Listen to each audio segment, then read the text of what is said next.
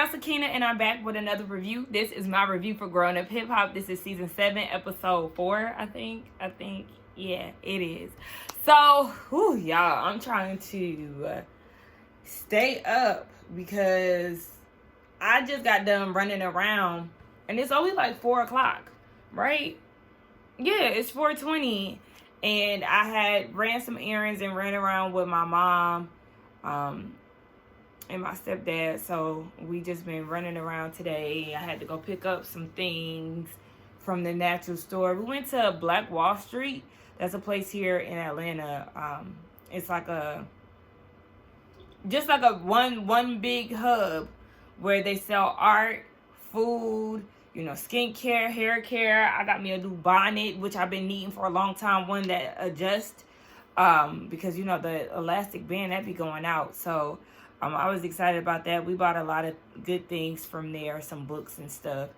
And we're supposed to go grocery shopping, and I was supposed to buy me a plant, but we're here. So maybe we'll do that later today or tomorrow. But I'm saying all of that to say that I'm tired and I have crashed. And when I crash, then that's when I feel like I need to take a nap because I just can't function any other way. But I'm doing a sleep test within the next 2 weeks, so hopefully I can get something about my sleep and all of that. Hair is thriving today. I just love, like, the older that my hair gets, the better that it looks to me.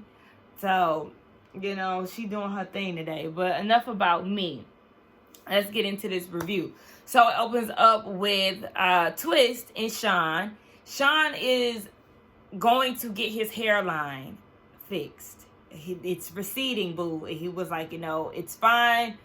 I want to go ahead and do it now that Tiara and the baby are out of the way. I don't know where they are, but they're not there. He said he's just dreading whatever TT is going to use as a way to get what she wants. Like, oh, okay, well, you got your hairline done, so now I want a BBL. Not necessarily that, but he knows that she's going to try to pull some type of trick like that. And then he compliments Twist on his teeth, because he got new teeth. They both upgrading themselves. And he was like, yeah, I'm smiling a lot more. I got it done in Colombia. Maya came with me. And Sean was like, okay, so y'all not together. I thought she was at the party. He was like, nah, that was Kiana, But Maya has a bigger heart. Kiana has a bigger butt. But I'm learning in this life a bigger heart is all that matters, child. Okay. And I'm still curious to who he cheated on her with. Was it like a friend or something? Because he was like, it's not about him cheating. It's about who he did it with. So who did you creep with? Scandalous. But yeah, Sean and TT, they live in New York now. They're doing a lot of traveling back and forth from LA to Jamaica because she flies down there with him. And now the new problem is he doesn't like LA. So, I mean, where do you like Sean? What's going on? So, they go see this doctor. And to my surprise, in LA, there's a black plastic surgeon. And that was my initial reaction. Like, okay, I was not expecting him to be black. And then Twist was like, when I came in here, I did not know you was going to be black. And he shook his hand. I said, we hear Twist. But what we not hear on is you and your, love for the non-black girls, okay? Because I'm just noticing that there's a pattern with you, I'm sorry, y'all be feeling weird without my rings. I had them on, but I took them off to wash my hands. But yeah, I'm noticing a pattern with you, and that you really do have a thing for the white girls, or like I said, the non-blacks. You was giving hella compliments to the front desk, and they really was not giving all that you hyped them up to be. Like, they're not ugly, but I'm just saying. Anyway, Sean draws his hairline on, and they discuss it. Baby, it's going to be $20K. But look, you got to get it done. If you want to look good, you got to get it done. They said that he wanted a Brad Pitt hairline in some movie. Was it Troy? I don't know what the movie was, but he wanted Brad Pitt hairline, but Twist was like, no, he really wanted Jamie Foxx. And then Sean was like, but not Django. Then the doctor was like, yeah, you don't want the lashing. And they start laughing. Twist said, don't laugh too hard at that, Sean. Okay? Don't do that. Y'all shouldn't even say that joke. Hell, don't. Listen, you can't be too comfortable now. I mean, I like Sean. I mean, he like black people, but still, you can't get him too much, because that racism might slip out and not even on purpose. So you just got to tread light with them type of jokes. Tanise and Vanessa, they meet up by the pool, and Vanessa's like, girl, I'm not out here to be in no bikini. She came in a little workout outfit. Her hair was cute. I said, okay, baby hairs. But she's catching up with her. And it wasn't me at first. The vibe was very off. Like, Vanessa really didn't know how to start the conversation or something. I don't know. It was just something very off with Vanessa, or maybe it could have been because she knew that they were getting ready to have this conversation. So she was saying that, yeah, she was just going through some things. You know, she's always had body image issues, and she looks great to us, but to her, she's working out and things, but her abdomen area just can't seem to get right. So she's gonna get liposuction, or I guess it's like the sculpting. So not necessarily lipo, I don't think, but maybe so, because they were talking about drainage and stuff. So maybe so, I don't know. She took some before and after pictures, which I applaud her on, because we know that Vanessa has struggled with her body, her gaining weight, the way she thinks that her body looks and stuff. So even for her to show, you know, her gut on TV, I think that it is courageous, because she does have such a discomfort with how her body looks. So I applaud her with that. But it's sad. It's really sad that a lot of women feel so moved to get work done because of the, I guess, I don't even want to say society norms, but just the beauty standards of society. And it's just like, girl, I mean, yeah, you had a baby, you still work out. But at the end of the day, if you have a stubborn area, there's nothing wrong with getting that taken care of. And she was even saying that in her confessional, because you could tell she's battling with it mentally, but she wants to get it done. So get it done. And that's when Tanise was talking about the aftercare and blood clots and drainage, and how after you get the surgery, you want to make sure that you're getting the massages. That way your work won't look lumpy, and, you know, make sure that you're draining correctly. That way they won't have to open up the wound again to get all the drainage out. So it was just a lot. But shout out to Vanessa. You know, you're a beautiful woman. She said it was her last year in her 30s. So she want to go into her 40s looking snatched. I need a partner. I need a friend. Hey, I'm so tired of trying. This is try hard again. Bree, that is so cute. I love that. So Bree is at a hosting event, and they heard that she can sing, so they hired her to sing as well. And Sequoia is there to support her. Sequoia is so pretty. Bree is pretty as well. Like, they're just really pretty women.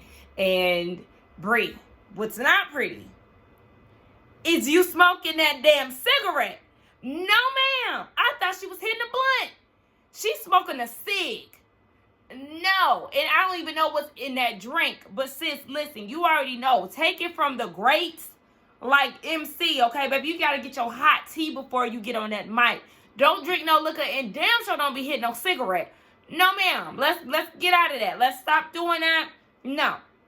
But her business, House of Black, is a part of the event. I actually want to look up her business and see what it gives and support in any way. But Sequoia is like, she feels like Bree is such a natural performer. She isn't sure why everyone else isn't there to support, but she's here for her.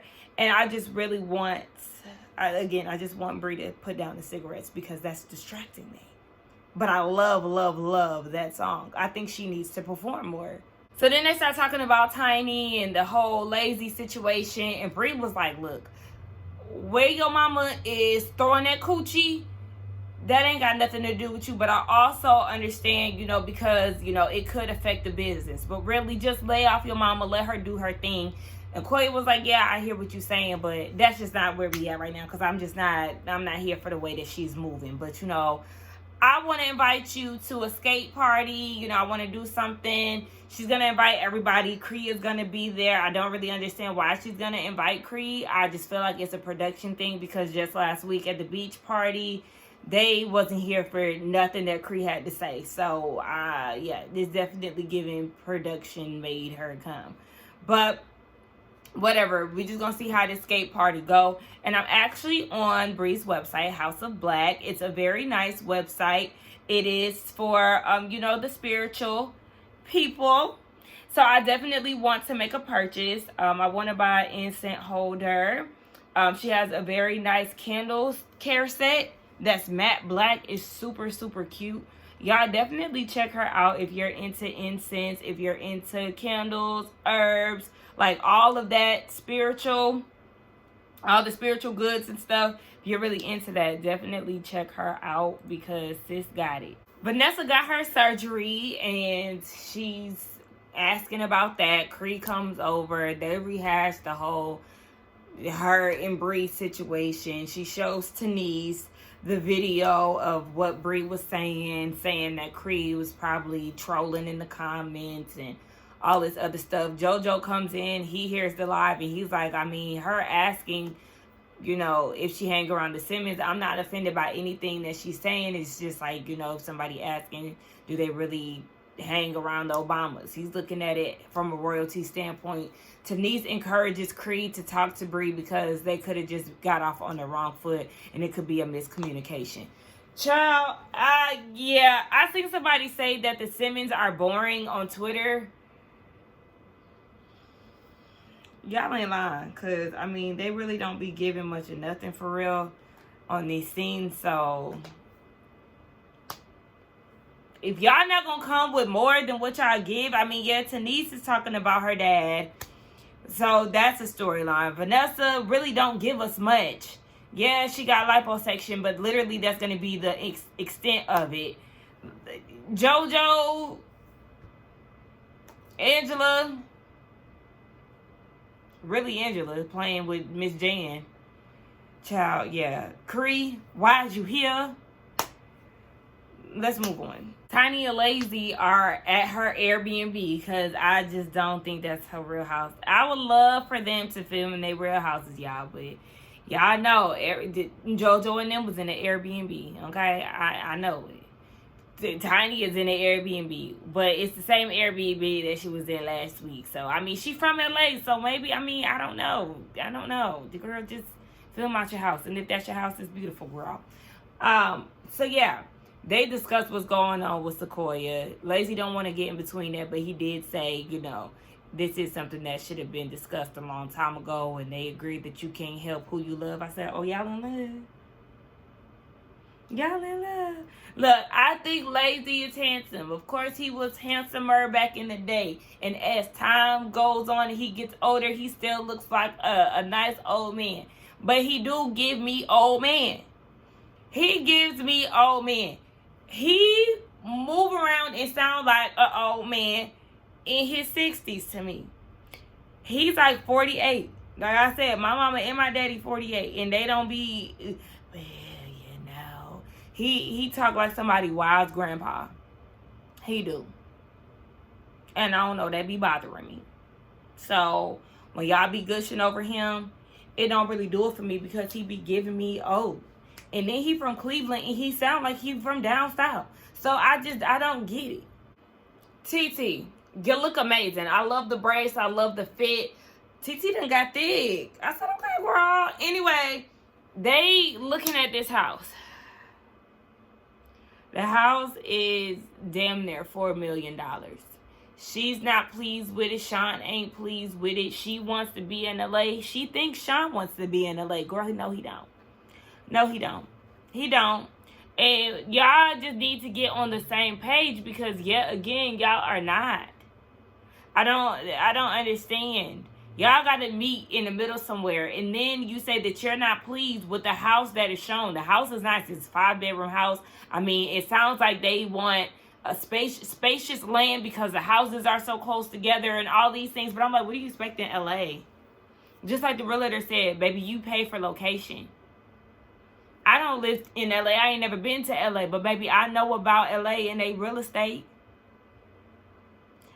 Now you want to reevaluate things. One moment you want a modern house. Then the next minute you want Spanish. Like, you really don't know what you want. You got to reevaluate some things. You want to buy because you don't want to rent.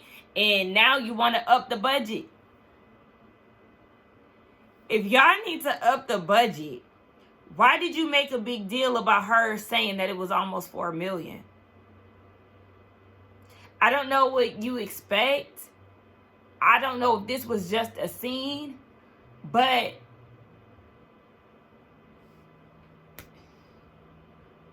something ain't making sense here to me. I'm just confused. I'm confused, TT. Can y'all afford this? Can y'all not? Why do people get on these shows and look at these big houses knowing damn well that this is not even in a range? Like, it all just never makes sense to me when I see people looking for houses on shows where I know the coin really ain't giving. And not to say that Sean is broke. I don't know how much money he makes. I don't know what TT necessarily does to make money, but it's just like, I don't think that y'all in this range. We get down to Sequoia's skate party. I was about to say Bree's. But she invites everybody. So Easy and Aaliyah, Twist comes, JoJo and Tanise, and Cree. Now, Sequoia is flirting with Twist. And Twist is like, yeah, you know, she want me, I kind of want her, but it's like a weekend love situation. Basically, he would hit it and quit it, basically. And I'm like, Koya, I want you to stop flirting with him right now. Like, I as much as I feel like y'all would be a little cute something, I want you to stop flirting with him right now because you're black. Yeah. You're black. He ain't seeing it for you, unfortunately. So, just let it be what it is, sis. So then, Cree and Bree, they kind of not necessarily cross paths, but Bree comes in and gets her skates, and she was like, "Excuse me, love." You know, it was kind of fake, but because she made a facial expression, and Cree just ignored her. So Tanise is like, "See?" But Cree is like, "No, I was pretending that somebody wasn't there. I have no problem being cordial. Girl, that's not cordial. That's you being, or you ignore her." So then her and Koya get into a conversation about the family issues. And at first I was like, look, look, Sequoia, you and Cree already got issues here. I don't really want you to tell her too much about what's going on with you and your mama. But she did keep it pretty surface, saying that her and her mom ain't seeing eye to eye when it comes to business and personal. But she is looking to seek new management since her mom is her manager. So then Cree was like, you know, both of our parents are in the public eye, and I seen your parents on couples therapy. So, you know, with substance abuse, that's a lot. You know what your mom went through. So, you know, you should understand why she wants to move on, basically. And Cree is like, I mean, she's seen my parents. Not Cree. Why do I keep saying Cree? Sequoia was like, yeah, she's seen my family on TV, and now she feels like somehow our dads are the same, and they're not.